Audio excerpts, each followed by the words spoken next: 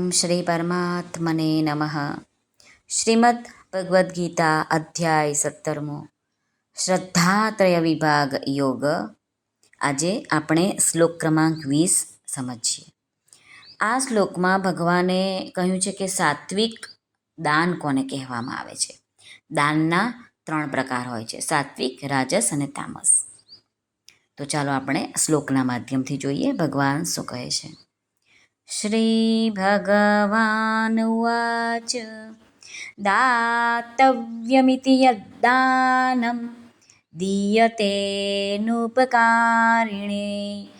દેશે કાલે ચ પાત્રે ચ તદ્દાનં સાત્વિકં સ્મૃતમ.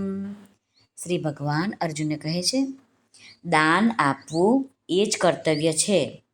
એવા ભાવથી જે દાન યોગ્ય દેશ, યોગ્ય કાળ અને યોગ્ય પાત્ર પ્રાપ્ત થતાં પોતાના પર જેણે ઉપકાર નથી કર્યો એવા માણસને પ્રત્યુપકારની અપેક્ષા ન રાખતા નિસ્વાર્થ ભાવે જે આપવામાં આવે છે એ દાન સાત્વિક કહેવાયું છે.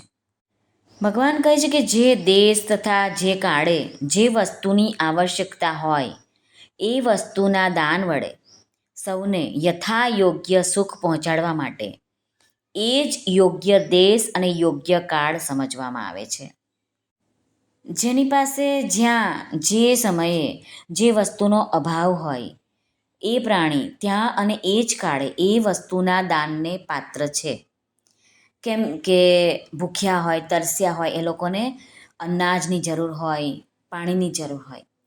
દરિદ્ર હોય, રોગી હોય, આર્ત, અનાથ અને ભયભીત પ્રાણીઓ અન્ન, જળ, વસ્ત્ર, નિર્વાહ યોગ્ય ધન, ઔષધ, આશ્વાસન, આશ્રય અને અભયદાનને પાત્ર છે.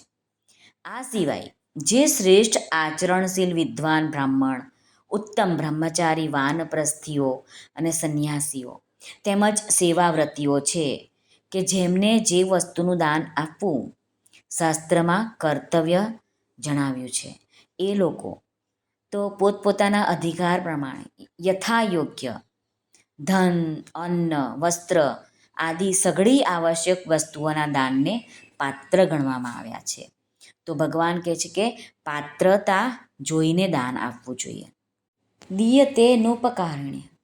રામસુખદાસજી વર્ણવે છે, જેણે પહેલાં આપણને કદી કશું વસ્તુ આપી નથી, ઉપકાર નથી કર્યો, અત્યારે પણ ઉપકાર નથી કરતા અને આપણા પર કદી ઉપકાર કરશે પણ નહીં એવી સંભાવના પણ નથી, એવા વ્યક્તિને નિષ્કામ ભાવથી દાન આપવું જોઈએ. ઉપકારની આશા રાખીને આપવાથી તે દાન રાજસી બની જાય છે. તેથી ઉપકારની પણ આશા નહીં રાખવાની, નિસ્વાર્થ ભાવે દાન કરવાનું, એને સાત્વિક દાન માનવામાં આવ્યું છે. દેશે કાલે ચ પાત્રે ચ.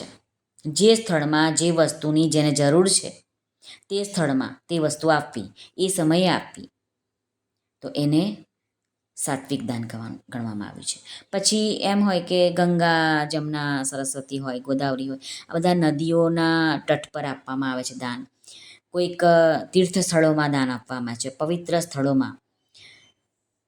અમુક પવિત્ર સમયમાં પણ દાન આપવામાં આવે છે. અમાવાસ્યા, પૂર્ણિમા, વ્યતિપાત યોગ હોય, અક્ષય તૃતીયા હોય કે સંક્રાંતિ હોય, તો ભગવાન કહે છે કે કાળ પણ જોઈને દાન આપવું જોઈએ.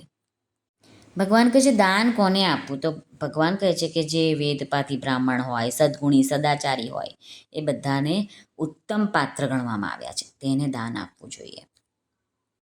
તદ્દાનમ સાત્વિકમ સ્મૃતમ. એવું આપેલું દાન સાત્વિક કહેવામાં આવ્યું છે કે સૃષ્ટિની તમામ ચીજો બધાની જ છે, ભલે આપણે ખરીદી લીધી હોય, પરંતુ જેને આવશ્યકતા છે તેને આપી તો એનો મતલબ એ કે એ વસ્તુ આપણી નથી, એ એની છે.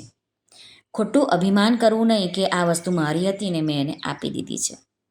જે વસ્તુ જેની પાસે પહોંચશે એ વસ્તુ પર એનો હક માનવામાં આવે છે. એટલા માટે આપણે જ્યારે પણ કોઈને કંઈક વસ્તુ દાનમાં આપીએ છીએ તો આપણે એમ સમજવાની જરૂર છે કે આ વસ્તુ એને કામની છે.